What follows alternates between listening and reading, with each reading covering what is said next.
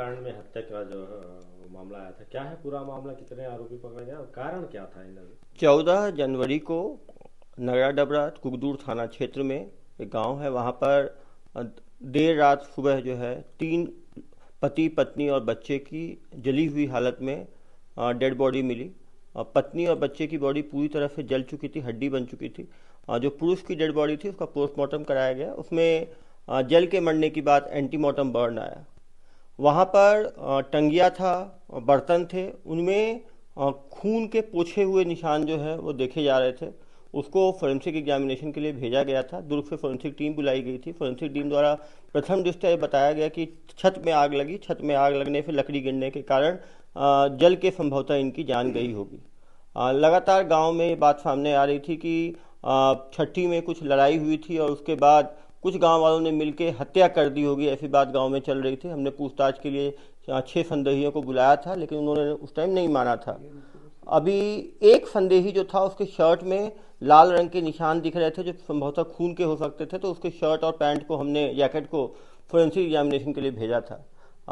कल फोरेंसिक की जो रिपोर्ट आई उसमें जो संदेही था उसका ब्लड पॉजिटिव पाया गया शर्ट के ऊपर, जो बर्तन और टंगिया में ब्लड पॉजिटिव पाया गया। जो पड़ोसी थी उससे जब दोबारा स्टेटमेंट लिया गया तो उसने माना कि रात में 2 बजे जब वो टॉयलेट करने गई थी तो उसने बचाव बचाव करके बात सुनी थी। पूछने पर कि उसने पहले ऐसा क्यों नहीं बताया, तो उसने बताया कि वो डरी हुई थी कि 15-20 लोगों ने मिलकर किया है तो वो हमें भी नुकसान कर सकते हैं करके वो बात छिपा रही थी। और वो क्योंकि लगातार नेतागण वहाँ आ रहे थे तो काफ़ी डरा हुआ परिवार था वो। कल उनके चश्मदीद के बयान के आधार पे जलती हुई हालत में आग लगने पे 6 लोगों को उसने पहचाना था। उन 6 लोगों को बुलाया गया, उन लोगों ने जुर्म में अपनी बात कबूली और उनके बयान के आधार पर 8 और लोगों को गिरफ्तार किया गया। टोटल 14 लोगों को गिरफ्तार किया गया है, जिसमें एक नाबालिग है।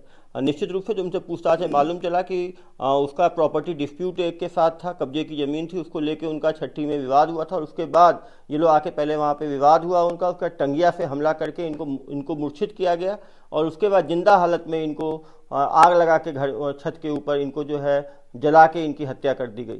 तो निश्चित रूप से पहले हत्या की गई, उसके बाद एविडेंस को टैंपर करने की कोशिश की गई, उसके बाद दहशत फैलाने की कोशिश की गई।